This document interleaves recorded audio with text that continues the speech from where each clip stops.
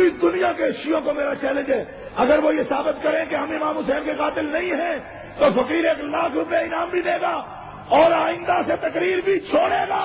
میں شیعوں کی قتل سے دعوت کرتا ہوں کہ امام کے قاتل اور امام کے پورے خاندان کو قتل کرنے والے، ان پہ پانی بند کرنے والے، خط لکھ کے بلانے والے سارے کے سارے شیعہ تھے، اور امام کو قتل کرانے والے سارے یزیدی تھے، اور دونوں لانتی والوں نے حضرت علی المرتضیٰ کی خلافت کو منسوخ مانا۔ پھر کیا ہوا جب تحکیم ہوئی؟ سنیے، حضرت علی المرتضیٰ رضی اللہ تعالیٰ عنہ نے ابو موسیٰ اشعری رضی اللہ تعالیٰ عنہ کو اور حضرت امیر معاویہ نے حضرت عمرو بن عاص کو اپنا اپنا پینچ بنایا، حکم بنا کے فیصلہ کرایا نا، تو سب سے پہلے شیعہ بولے میں آپ کو یہ تاریخ بتاتا ہوں۔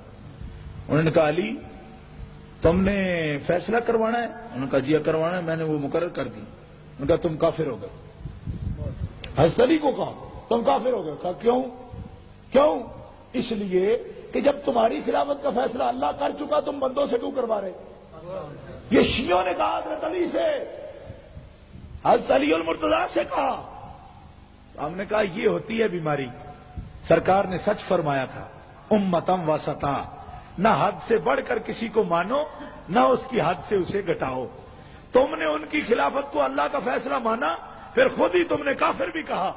ہم نے ان کی خلافت کو اللہ کا فیصلہ وہی مانا کہ اللہ نے امر کیا ہو، اور تو جو کچھ بھی ہوتا ہے اللہ کے حکم سے ہی ہوتا ہے۔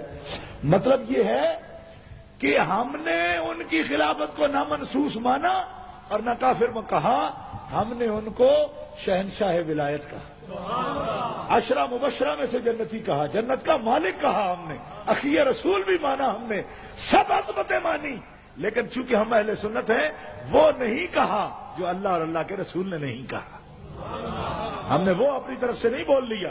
میرا حسن سردار ہے، میرا حسن سردار، بخاری شریف، حسن میرا سردار ہے۔ کس بات کا سردار ہے؟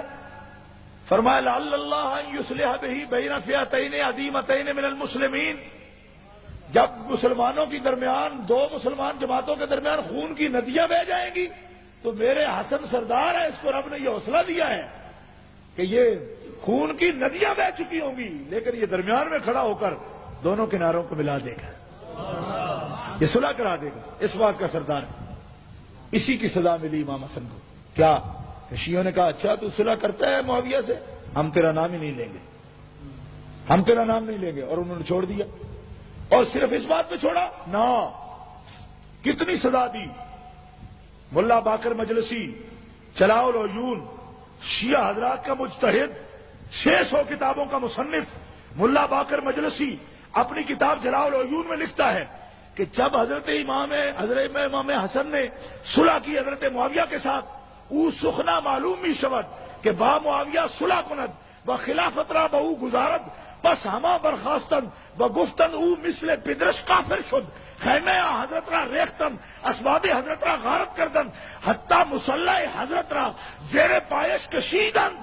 آپ نے جب شیعوں نے سنا کہ امام حسن نے حضرت معاویہ سے صلح کر لی اور انہیں خلافت دے دی اور ان کی بیعت کر لی تو سب نے حسن کی بیعت توڑ دی اور بھاگے آئے امام حسن کے پاس، اور ان کا خیمہ اکھاڑ دیا، مال ان کا لوٹ لیا، ان کے منہ پہ چپیڑے ماری اور ان کے قدموں کے نیچے سے مسلح کھینچ لیا اور کہا تیرا باپ معاویہ کے معاملے میں حکم بنا کر کافر ہو گیا تھا، آج تو معاویہ کو خلافت دے کر کافر ہو گیا۔